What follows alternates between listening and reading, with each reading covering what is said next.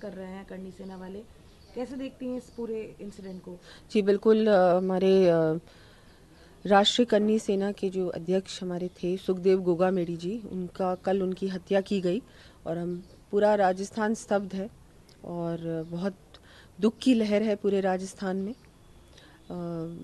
जो ये हुआ बिल्कुल ऐसी चीज़ है कि जो अवॉइडेबल भी थी, क्योंकि उन्होंने कांग्रेस की सरकार 5 साल से है और उनको लगातार ये थ्रेट्स मिल रही थी। उन्होंने सरकार को कहा भी था कि मेरी सिक्योरिटी बढ़ाई जाए, लेकिन उनकी सिक्योरिटी नहीं बढ़ाई गई।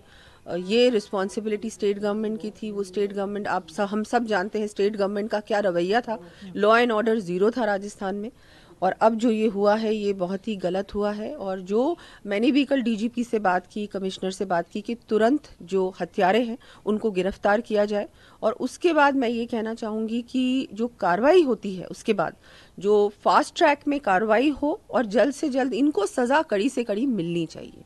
आप सरेआम दिन दहाड़े घर में घुसते हो और उनकी किसी की भी हत्या करना, और मतलब कैसे कोई भी इस तरह की प्लानिंग से हुआ है ना, ये ओवरनाइट तो हुआ नहीं है, ये प्लानिंग के अंतर्गत हुआ है। तो ये सारी प्लानिंग हो रही है स्टेट में, इस तरह के क्रिमिनल एलिमेंट्स खुलेआम घूम रहे हैं, घर के अंदर घुस के हत्या कर रहे हैं। और स्टेट गवर्नमेंट सो रही थी क्या? इनको पता नहीं था क्या कि ये सब चीजें हो रही? इसका मतलब कंप्लीटली इंटेलिजेंस फेलियर हुआ है, complete law and order failure हुआ है। और अब तो क्या है, भारतीय जनता पार्टी की सरकार आ रही है और मैं तो ये चाहूंगी कि बिल्कुल इस तरह की ये जो घटना हुई है एक बहुत बड़ी मतलब इतना बड़ा धक्का लगा है कि पूरे राजस्थान को, आज राजस्थान बंद है और हर समाज में ये एक बहुत बड़ी ये सबको लग रहा है कि ये कैसे हो गया, ऐसे कैसे हो सकता है। और मतलब उन्होंने इतना कुछ किया है हर समाज के लिए, वो हमेशा आगे बढ़कर मदद करते थे, हमेशा अवेलेबल थे, सब कुछ उन्होंने बहुत कुछ किया है, बहुत कुछ दिया है समाज को।